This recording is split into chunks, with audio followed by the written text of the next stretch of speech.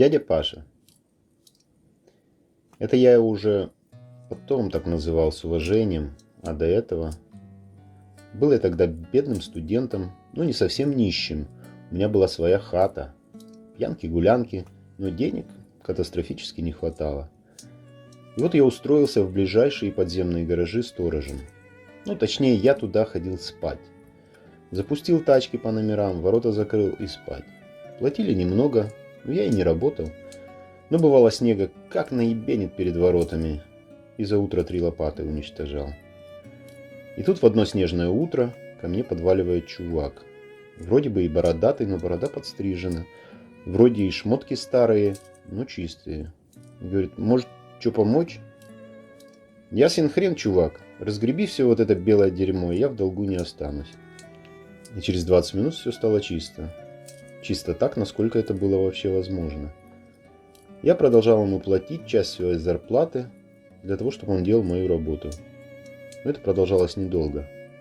В перекурах от сна я долбил вонючий сопромат. Дядя Паша, заходя на перекур, с лету мне втирал то, что мне преподы втереть не смогли.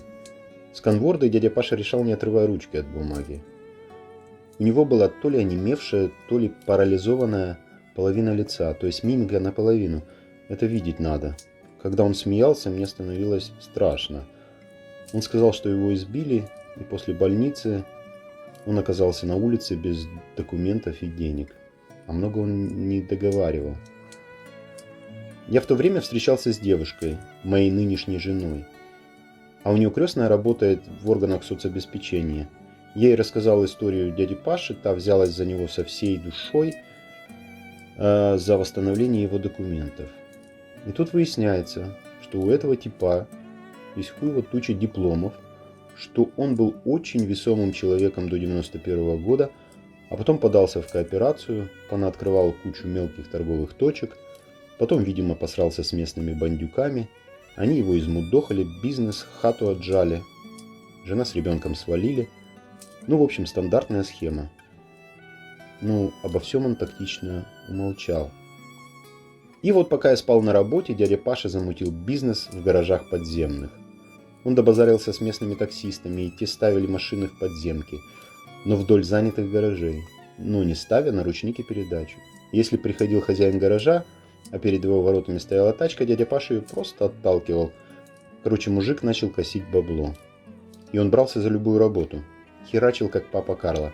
Чистил соседние гаражи. Грузил, разгружал всякую хрень у соседского магазина. А я спал. И тут приготовился его паспорт. И понеслось. Сразу взял раздолбанную шестерку, мы ее вместе на ход поставили. Он ее сразу в такси засунул, при этом не забывая колымить в моем гараже. Через месяца 2 купил более-менее живую 99-ю и сразу в такси. А он за это время успел ВУ сделать. Они работали втроем на 2 машинах круглосуточно. Подменным был дядя Паша. Потом он подвез какого-то колхозника и как-то с ним договорился насчет мяса почти под реализацию с ценниками выше перекупов. Бах, и торговая точка на рынке. Бля, прошло меньше полгода со дня получения паспорта, а у него в подчинении уже было 3 человека. 2 водила и торгашка на рынке. Я бросил учебу, переехал, начал работу, но с дядей Пашей контактов не терял.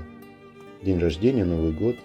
И раз как-то выкатываю из гипермаркета тележки и натыкаюсь на седого чувака, вылезающего из Q7. Оборачивается: перекошенное ебло. Твою мать, дядя Паша. Он, оказалось, купил жирную франшизу общепита в этом торговом центре. А справа вываливается какая-то козочка.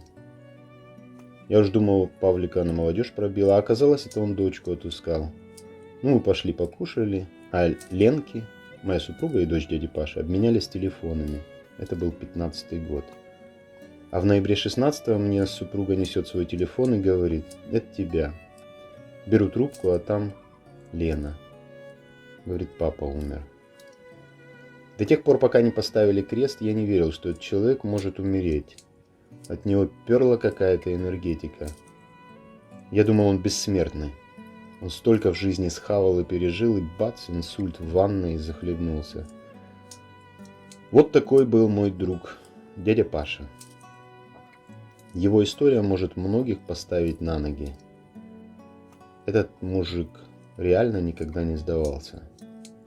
Всем сил, удачи и никогда не сдаваться.